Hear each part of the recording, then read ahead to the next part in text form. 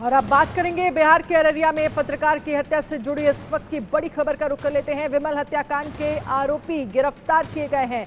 अररिया हत्याकांड में 4 लोगों की गिरफ्तारी हुई है। परिवार ने 8 लोगों के खिलाफ एफआईआर दर्ज करवाई थी, जिसमें 4 लोगों की गिरफ्तारी हो गई है। बिहार पुलिस आरोपियों से पूछताछ में जुटी है। कल लगभग 5 बजे पत्रकार विमल यादव की घर से बाहर बुलाकर 4 हमलावरों ने गोली मारकर हत्या कर दी थी। मौके पर ही विमल यादव की जान चली गई थी, जिसके बाद आसपास के लोग जो है वो इकट्ठा हो गए और उनकी तरफ से हंगामा किया गया। वहीं बीजेपी इस हत्याकांड के बाद तमाम सवाल खड़े कर रही है। और बीजेपी के नेता ये कह रहे हैं कि बिहार में जंगल राज नहीं तो ये क्या है। ये साफ होता है, प्रूफ होता है कि जंगल राज है बिहार में, क्योंकि जिस तरह से हत्या यहां पर हुई है। अररिया में पत्रकार की हत्या पर राजनीति भी तेज हो गई है। विपक्ष ने नीतीश सरकार पर प्रचंड प्रहार किया है। बिहार में कानून व्यवस्था फेल हो गई है, बीजेपी कह रही है। बिहार में गुंडाराज माफियाराज की बीजेपी की तरफ से कहा गया।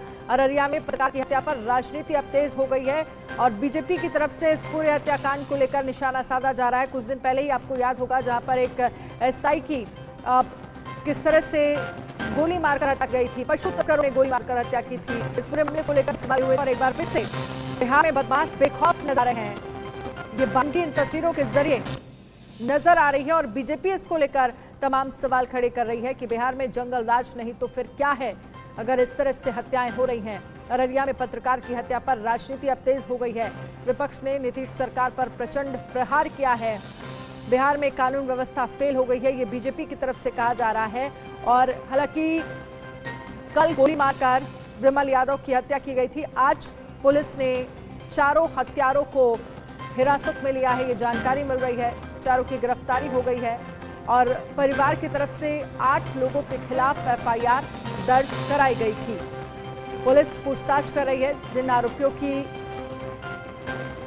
गिरफ्तारी हुई है उनसे लगातार पूछताछ की जा रही है और ये पता लगाने की कोशिश कि आखिरकार इस हत्याकांड के पीछे कौन है, क्या किसी तरह की कोई पुरानी रंजिश है।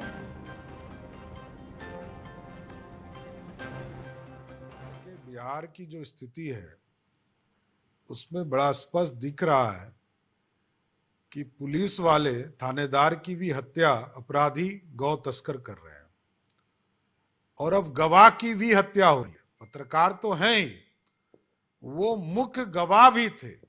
उनके भाई की हत्या सरपंच थे, उनको वो सरपंच के भाई के नाते उनकी गवाही होनी थी।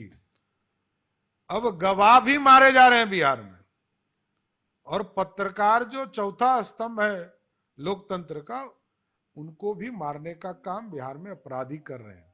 और बिहार के मुख्यमंत्री नीतीश कुमार जी को फुर्सत ही नहीं है दिल्ली बॉम्बे घूमने से। जब विधायक महिला सुरक्षित नहीं, पत्रकार सुरक्षित नहीं, दरोगा सुरक्षित नहीं, हर दिन हत्या होते रहे, उसके बाद भी नीतीश बाबू प्रधानमंत्री बनने के लिए दिल्ली का दौड़ लगाएं, विपक्षी एकता की बात करें, तो इससे बढ़िया है रिजाइन कर दे। बिहार सरकार में विधि व्यवस्था चौपट हो गई।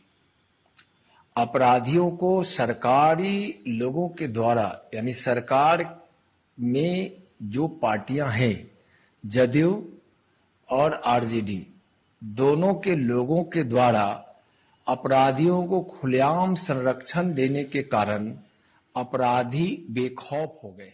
देखिए, पूरा बिहार आज सचमुच कहा जाए तो वहां कोई कानून का राज्य नहीं रह गया है और पूरी तरह से कानून व्यवस्था चौपट हो गई है। मजाक बना के रखा है चाचा भतीजे की सरकार। वहीं चिराग पासवान ने भी नीतीश कुमार पर हमला बोला है। बिहार की जनता को भूल गए हैं नीतीश कुमार, ये चिराग पासवान की तरफ से कहा गया। बिहार में पुलिस पत्रकार सुरक्षित नहीं, बिहार में कानून व्यवस्था फेल हो गई है, ये चिराग पासवान की तरफ से कहा गया। और इससे पहले आपने बीजेपी नेताओं को सुना, जहां पर नीतीश सरकार पर हमलावर नजर आए बीजेपी के नेता।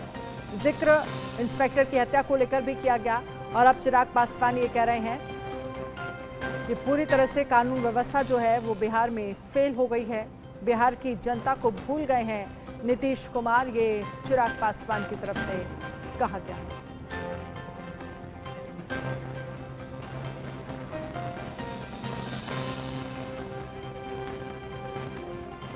चिराग पासवान ने नीतीश कुमार पर हमला बोला और आपको बता दें कि चारों हत्यारों को पुलिस ने गिरफ्तार कर लिया है। पूछताछ की जा रही है आखिरकार इस हत्या के पीछे की वजह क्या है, ये पुलिस खंगाले में जुटी हुई है।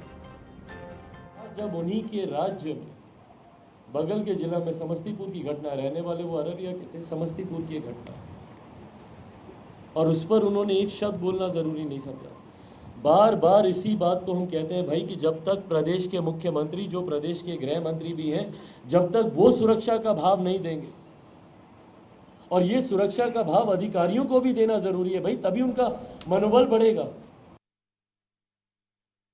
का काम ही है बिहार को बदनाम करना। बीजेपी ने बिहार को जितना बदनाम किया है शायद ही और किसी ने किया है, और ये सब चलने वाला है नहीं। अगर कोई क्या कहता है नहीं कहता, लेकिन क्राइम रिकॉर्ड के मामले में दिल्ली से ज्यादा क्राइम कहाँ है? जो देश की राजधानी है, जहाँ पीएम रहते हैं, जहाँ राष्ट्रपति हैं, एनसीआर में जो आप देखिएगा कितना ज्यादा, वहाँ जो एनसीआरबी के रिकॉर्ड में सबसे ज्यादा क्राइम अगर कहीं है तो दिल्ली में है। हत्या, किडनैपिंग, रेप, लूट तो दिल्ली में हो रहा है।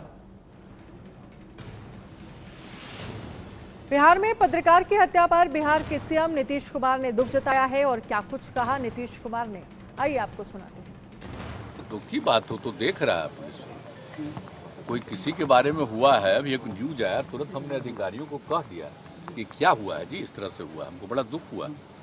हम यहाँ आने के पहले देखे हैं न्यूज में, तो हमको लगा कि भाई कैसे किसी पत्रकार का हुआ, तो हमने तुरंत अधिकारियों को कहा इसको देखिए, और मुझे बहुत दुख हुआ कि कैसे किसी की केप हो गया है।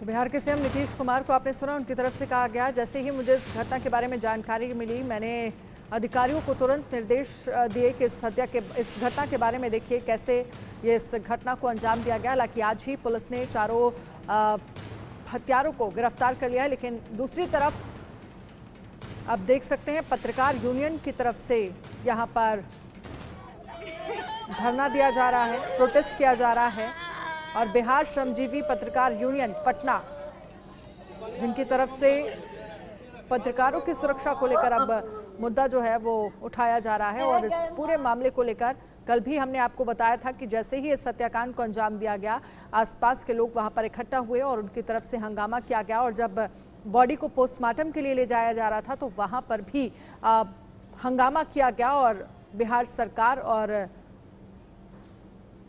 कानून व्यवस्था को लेकर तमाम सवाल खड़े किए गए।